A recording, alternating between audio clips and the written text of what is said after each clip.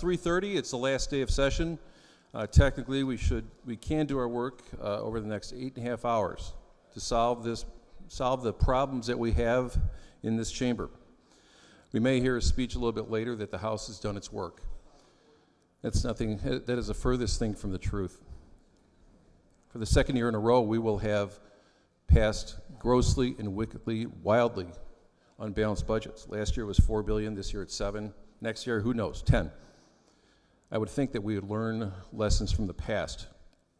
Now, we've been trying to negotiate in good faith. I think it's pretty clear. Working groups on major reform issues and on budget that complete what we believe is a comprehensive, balanced budget.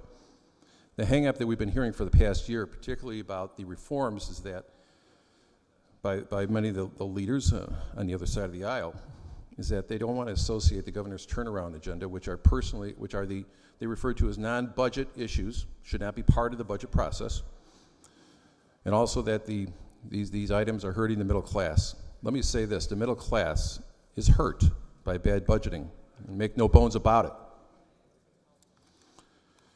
Yesterday I filed House Bill 6583.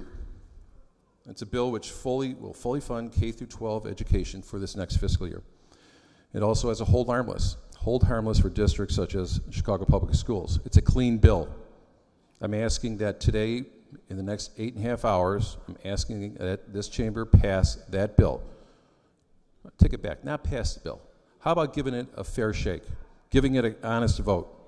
Put it in a committee, bring it to a committee, let's have it out, let's have an honest, clean debate and a vote on House Bill 6583.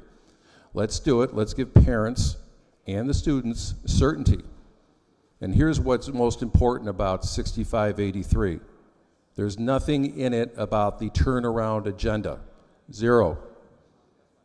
And also, 6583 is something that is fully paid.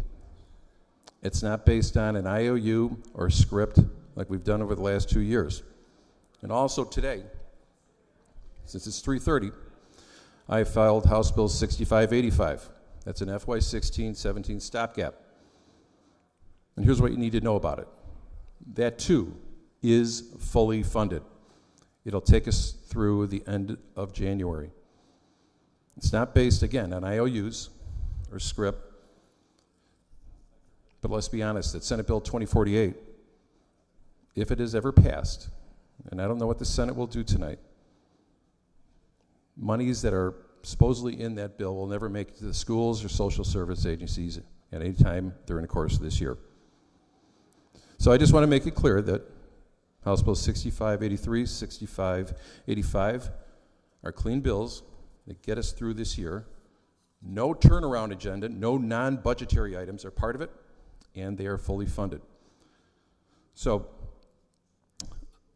we have 8.5 hours left. And my message to the rank and file, it's time to rise up again.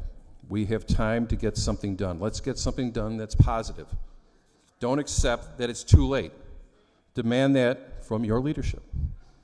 Now, I've been around here a while, and I've seen legislation move at lightning speed in the waning moments of at the end of the legislative session.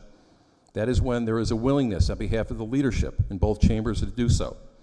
We can actually work to 12:03.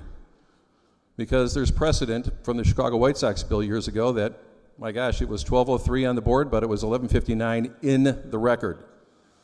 So, folks, there's a precedent for us working through the day and through the night to accomplish things that are extremely important. These bills are both in a position to be moved, sent to a committee, and sent to the other chamber for concurrence. My message is, let's leave with accomplishment, not with unfulfilled promises. Thank you. Mr. Sullivan.